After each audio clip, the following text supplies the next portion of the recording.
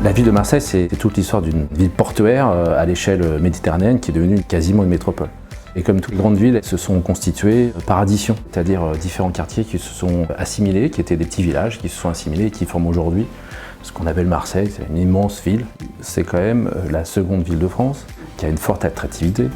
Le port méditerranéen français, c'est Marseille. C'est le premier port.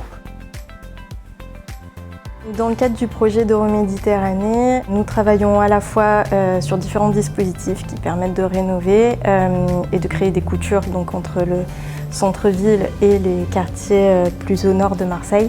La métropole s'est engagée dans un gros programme de requalification qu'on appelle Euromed 1, qui est ce quartier industriel en bordure de mer, l'ancien port, qui a été entièrement requalifié et restructuré en quartier d'affaires. Et derrière cette skyline, vous avez Euromed 2, qui est la continuité directe, dans lequel est intégré le quartier des Crottes. L'intérêt de ce projet est de requalifier un patrimoine exceptionnel au sein de ce village. C'est un quartier très atypique de Marseille. C'est un peu comme un îlot préservé, un quartier historique qui constitue l'ancien village, qui était avant tout constitué de petites manufactures, de petites usines, petits ateliers et de maisons pour les ouvriers, les contremaîtres et les patrons de ces usines, simplement.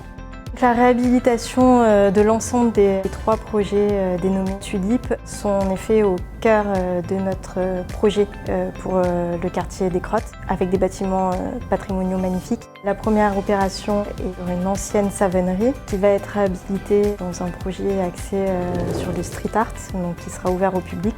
Il y aura un musée du street art. Il y a également un projet d'hôtel-auberge et la manufacture qui sera réhabilitée pour réaliser 41 logements.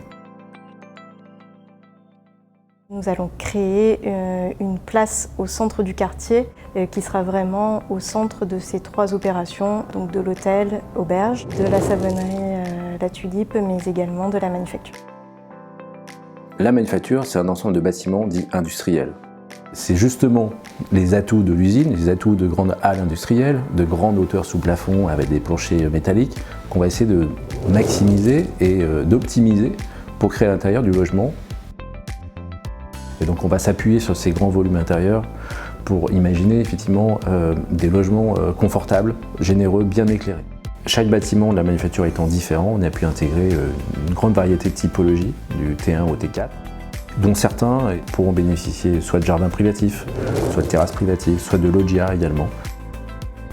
On a tous les transports en commun à proximité. Nous avons le métro Bougainville et le nouveau tramway qui va avoir un arrêt juste au niveau du village des Crottes pour 2025. On a une intervention forte sur les espaces publics, mais là ça va être une intervention forte sur le patrimoine et sur la vie du quartier. C'est une chance que ce projet La Tulipe soit aussi mixte et ça va, à mon avis, être porteur d'un beau projet sur les prochaines années.